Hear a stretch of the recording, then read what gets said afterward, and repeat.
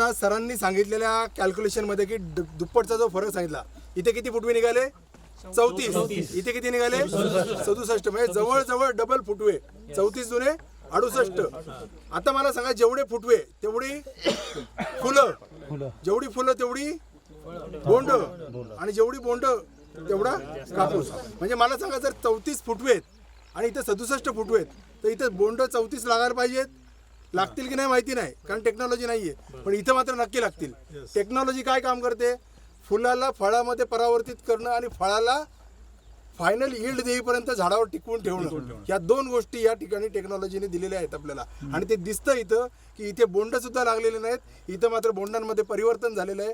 आणि सगळ्यात महत्त्वाचं, झाडाची ग्रोथ चाल कंटिन्यू चालू आहे. आता ज्या मॅक्झिमम इथं कपाशीचे शेतकरी आहेत, कपाशी किती दिवस वाढत असते? अभ्यास केला तुम्ही? जवळजवळ 5 ते 6 महिने कपाशी कंटिन्यू वाढत राहते. कपाशीच्या नंतर आपण दुसरं पीक फर्दरचं घेतो की नाही? कंटिन्यू जर वाढत राहिली, आता याच रेशोमध्ये जरी वाढत राहिली, ते उत्पन्न किती पटीने देऊ शकते? कारण याची एक निघालेली स्टेम या झाडाच्या बरोबरची.